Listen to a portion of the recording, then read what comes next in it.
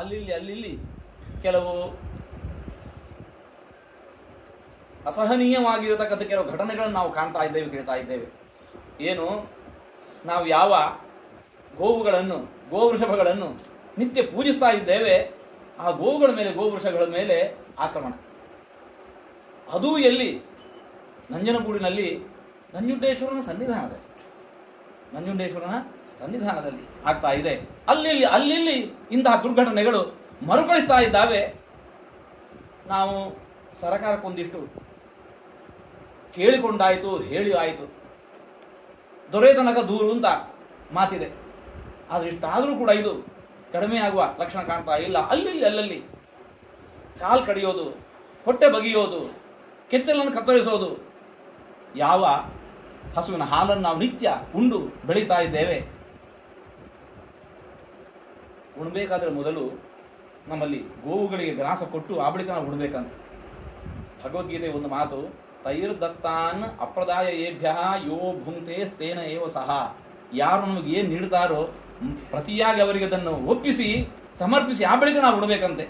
ನಮಗೆ ಬದುಕನ್ನೇ ಕೊಟ್ಟದ್ದು ಗೋವುಗಳು, ಗೋವೃಷಭಗಳು.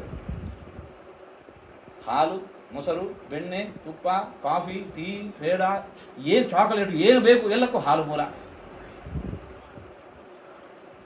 ಅಮ್ಮನ ಇದೆ ಹಾಲನ್ನು ಉಂಡದ್ದು ಪರಮಾವಧಿ 1 ವರ್ಷ. ಮುಂದೆ ಸಾಯೋ ತನಕ ನಾವು ಉಪಯೋಗಿಸೋದು ಆಕಳ ಹಾಲು, ಮೊಸರು, ಬೆಣ್ಣೆ, ಇದನ್ನ. ಯಾಕೆ ಗೋವುಗಳು ನಮಗೆ ತಾಯಿ ಅಲ್ಲ? ನಮಗೆಲ್ಲರಿಗೂ ಕೂಡ ತಾಯಿಯ ಸ್ವರೂಪದಲ್ಲಿದ್ದಾವೆ. ಗೋವೃಷಭಗಳಲ್ಲಿ ನಮಗೆ ತಂದೆಯ ಸಮಾನ ಅಂತೆ. ಯಾಕೆ? ಹುಟ್ಟಿಸಿದ ಆತ ಮಾತ್ರಕ್ಕೆ ಒಬ್ಬ ತಂದೆ ಎನಿಸೋದಲ್ಲ. ಯಾರು ನಮಗೆ ಕಾಲಕಾಲಕ್ಕೆ ಬೇಕಾದ ಅಶನ ವಸನಗಳನ್ನು ನೀಡ್ತಾ ಇದ್ದಾನೆ, ಅವನು ನಮ್ಮ ತಂದೆ.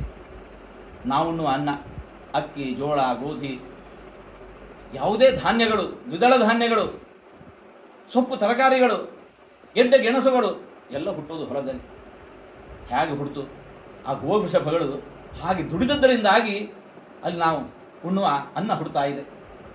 ಅನ್ನ ಅಷ್ಟೇ ಅಲ್ಲ, ಉಡುವ ಬಟ್ಟೆಗೆ ಬೇಕಾಗಿರುವ ಹತ್ತಿ ಹುಟ್ಟಿದ್ದು ಹೊಲದಲ್ಲಿ. ದುಡಿದದ್ದು ಆ ಗೋವೃಷಭಗಳು. ಹೀಗೆ ನಮಗೆ ಬದುಕಿನುದ್ದಕ್ಕೂ ಅಶನ ವಸನಗಳನ್ನಿತ್ತು. ಒಳ್ಳೆಯ ಬೆಳೆ ಬೇಕು ಅಂತಿದ್ರೆ ಮತ್ತೆ ಗೊಬ್ಬರವನ್ನು ನೀಡಬೇಕು. ನೀಡ್ತೀಯಾ? ಬದುಕಿನುದ್ದಕ್ಕೂ ನಮ್ಮನ್ನು ಅಶನ ವಸನಗಳನ್ನಿತ್ತು ಪೋಷಿಸ್ತಾ ಇರುವ ಗೋವೃಷಭಗಳು, ಆ ಸಂತತಿ ನಮಗೆ ತಂದೆ ತಾಯಿ ಇದ್ದಂತೆ. ಇದು ನಮ್ಮ ಸಂಸ್ಕೃತಿ. ಅಂತಹ ಗೋವುಗಳ ಮೇಲೆ ಈ ರೀತಿಯ ಅಪಚಾರ, ಅನ್ಯಾಯ ನಡೆಯುವುದನ್ನು ಕಂಡು ನಾವು ಸುಮ್ಮನಿದ್ದೇವೆ ಅಂತಂದ್ರೆ ದೇವರು ಮೆಚ್ಚಲಾರ. ನೀನಾರಿಗಾದೆಯೋ ಎಲೆ ಮಾನವ ಅಂತ ಹೇಳ್ಕೊಂಡು ಗೋವು ಹೇಳೋ ಹೊತ್ತಿಗೆ ಆ ಪುಣ್ಯಕೋಟಿಯ ಮೇಲೆ ನಡೀತಾ ಇರುವ ದೌರ್ಜನ್ಯವನ್ನು ನಾವು ಸಹಿಸೋದು ಸಾಧ್ಯ ಆಗ್ತಾ ಇಲ್ಲ. ಆ ನೆಲೆಯಲ್ಲಿ ಇನ್ನೇನು ಮಾಡೋಣ? ದೊರೆತನಕ ದೂರು ಕೊಟ್ಟಾಯಿತು.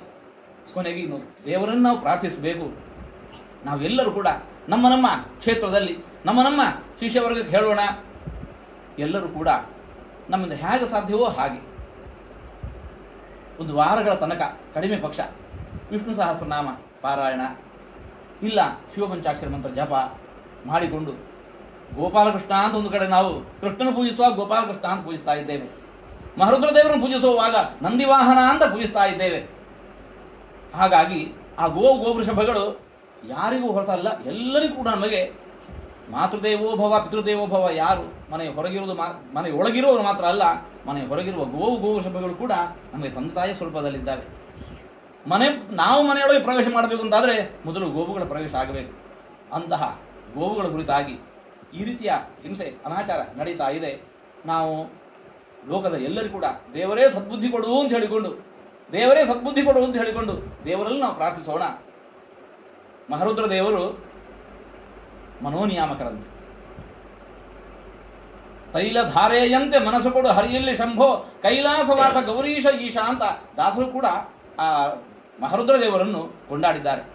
ಅಂತಹ ರುದ್ರದೇವರ ಕ್ಷೇತ್ರಗಳಲ್ಲಿ, ನಮ್ಮ ಮಠಗಳಲ್ಲಿ, ದೇವಾಲಯಗಳಲ್ಲಿ, ಮಠ ಮಂದಿರಗಳಲ್ಲಿ ಎಲ್ಲರೂ ಕೂಡ ಸಾಮೂಹಿಕವಾಗಿ ನಾವು ಒಂದಿಷ್ಟು ದೇವತಾ ಪ್ರಾರ್ಥನೆಯನ್ನು ಮಾಡಿ, ಅದು ಶಿವಪಂಚಾಕ್ಷರ ಮಂತ್ರ ಜಪ ಇರಬಹುದು, ವಿಷ್ಣು ಸಹಸ್ರನಾಮ ಪಾರಾಯಣ ಇರಬಹುದು, ಈ ಮೂಲಕ ದೇವರಲ್ಲಿ ಪ್ರಾರ್ಥಿಸೋಣ. ಎಲ್ಲರೂ ಕೂಡ ಒಳ್ಳೆ ಬುದ್ಧಿ ಕೊಡೋ ದೇವರೇ. ಆ ಗೋವುಗಳ ಮೇಲೆ, ಮೂಕ ಪ್ರಾಣಿಗಳ ಮೇಲೆ ಒಂದು ಮಾತಿದೆ, ಏನು, ಗೋವಿನಷ್ಟು ಸಾಧು ಅಂತ ಹೇಳಿಕೊಂಡು. ಸಾಧುತ್ವಕ್ಕೆ ಇನ್ನೊಂದು ಪರ್ಯಾಯ ಪದ ಅದು ಗೋವು. ಅಂತಹ ಗೋವಿನ ಮೇಲೆ ಈ ರೀತಿಯಾಗಿ ಆಕ್ರಮಣ ಅನಾಚಾರ ನಡೀತಾ ಇರುವಂತಹದ್ದು ಅದು ಅಕ್ಷಮ್ಯ ಅಪರಾಧ ಆಗಿದೆ. ಭಗವಂತ ಈ ರೀತಿಯಾಗಿ ಲೋಕದಲ್ಲಿ ಅವುಗಳಿಗೆ ಆ ಮೂಕ ವೇದನೆ ನೀಡದಂತೆ ಎಲ್ಲರಿಗೂ ಕೂಡ ಒಳ್ಳೆ ಬುದ್ಧಿ ಕೊಡು ಎಂದು ನಾವು ದೇವರಲ್ಲಿ ಪ್ರಾರ್ಥಿಸೋಣ. ನಾವು ಎಲ್ಲರೂ ಕೂಡ ಇದರಲ್ಲಿ ತೊಡಗಿಕೊಳ್ಳೋಣ. ಎಲ್ಲರಿಗೂ ಭಗವಂತನ ಅನುಗ್ರಹ ಆಗಿ ಎಲ್ಲರಿಗೂ ಉಳಿತಾರೆ.